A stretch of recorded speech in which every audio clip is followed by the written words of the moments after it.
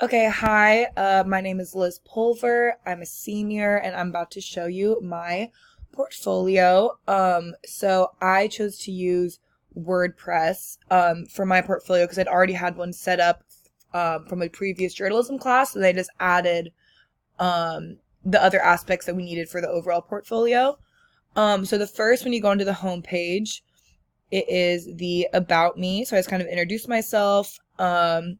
So, I'm a senior journalism major with my concentrations and where I'm from, and I'm also a member of the women's volleyball team. And then I also included all the links to my different social platforms and portfolios. So my professional Facebook page, my Twitter, Instagram, LinkedIn, my YouTube with all of my videos, and then my SoundCloud with all my clips from a radio internship I had this fall. So to my portfolio page. So this page has all of the different work I've done through my journalism classes.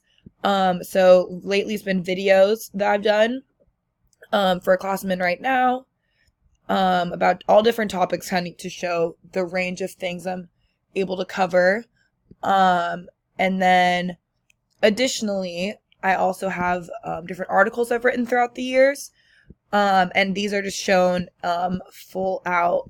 So, you can scroll through and read them, and it's kind of an endless scroll type of thing. That's really the main way you're able to do it on WordPress. It's not what I don't prefer to have the endless scroll, but that is the easiest way to do it on this site template.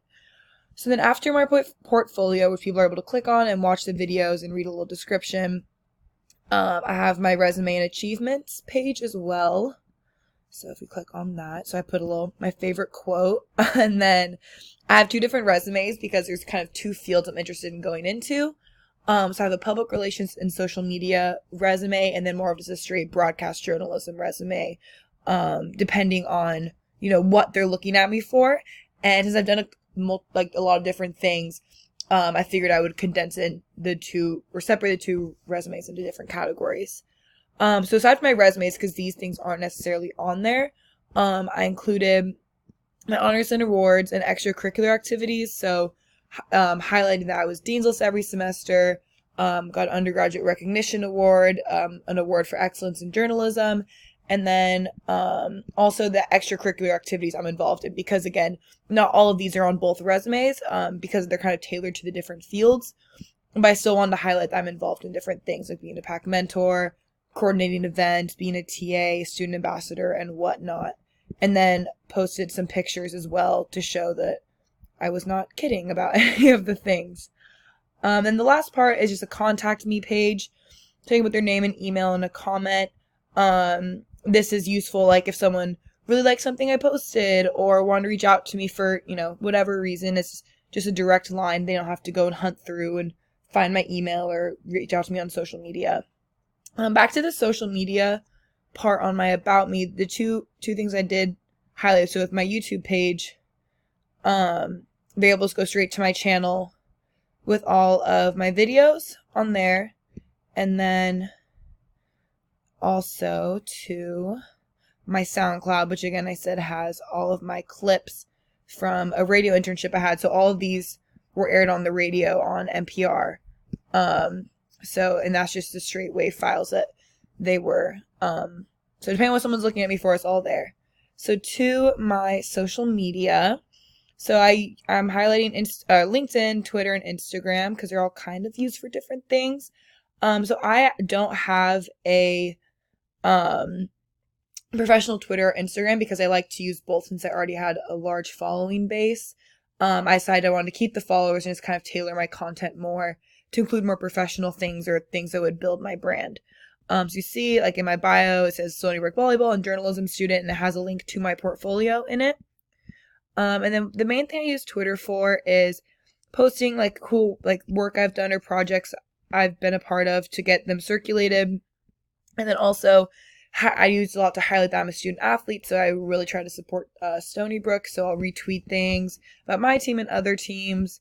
Or also to retweet sometimes funny things that aren't, questionable, but just are funny in general. And then I'll also occasionally post articles that I find interesting with a little description of them on here, or my family and things like that. Okay, so for Instagram, same thing. I use my original Instagram and didn't make a new one. Same thing, Stony Brook volleyball, journalism student, where I'm from, and the link to my portfolio. So on my posts, I kind of just highlight different things in my life, pictures of me or playing volleyball with my friends, trying to give people a sense of what I'm doing. But I also like to use IGTV to post some my favorite videos I've done. Like this one I just posted yesterday and already has 416 views, which you wouldn't necessarily get on any other platform. So it's really nice. I've been using Instagram more for this, and I learned that through this class. I also like to use highlights to show like different things I'm a part of, like with journalism, if I'm able to launch it. So it shows like cool work that I have done through there. Okay, and then lastly, my LinkedIn. So it's me. I have my current title as a creative content intern for Stony Brook Athletics, and I have linked my resume. This is a link to my SoundCloud, and this is a link to my professional portfolio. I'll also post videos on here, and then just try to keep my work experience as updated as possible. And I'm always going through trying to connect with people to build as many connections as I can. Currently I have 295. Hopefully I can build that up. But yeah, that is the gist of my portfolio, and thank you for watching.